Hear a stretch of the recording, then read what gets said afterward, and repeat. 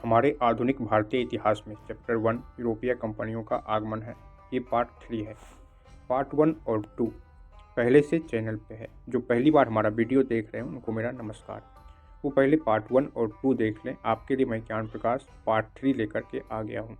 और हमारे चैनल पे बने रहने के लिए मैं बता दूँ, आप सब्सक्राइब कर लो और बेल आइकन प्रेस कर लें।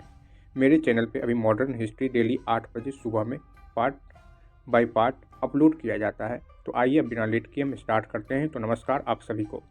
अभी हम क्वेश्चन आंसर देख रहे थे, तो अब उसके आगे का वीडियो कल की तरह बहुत ही ध्यान से सुनेंगे और जिसको नोट करना है वो नोट भी कर सकते हैं। तो आइए बिना देर किए शुरू करते हैं। भारत में ईस्ट इंडिया कंपनी की सफलता का राज था। भारत में राष्ट्रीय भावना की कमी, कंपनी की सेना को पश्चिमी प्रशिक्षण मिला था तथा उनके पास आधुनिक हथियार थे।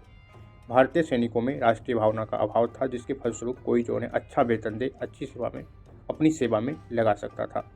ब्रिटिश कंपनियों में से भारत में व्यापार करने का पहला अधिकार पत्र प्राप्त हुआ था लिवेंट कंपनी को।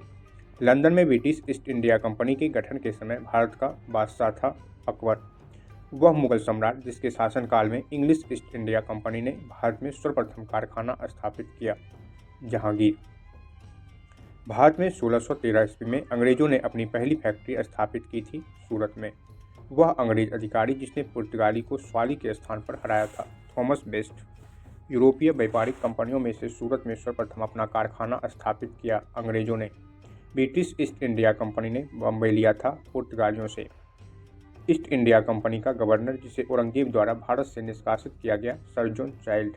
प्रथम कर्नाटक युद्ध का तात्कालिक कारण था अंग्रेजों द्वारा फ्रांसीसी जहाज़ों का अधिग्रहण। कर्नाटक युद्ध लड़ा गया अंग्रेज व फ्रांसीसी के मध्य। सही सुमेलित है। सूची 1 और सूची 2 युद्ध है और उसका अंत है।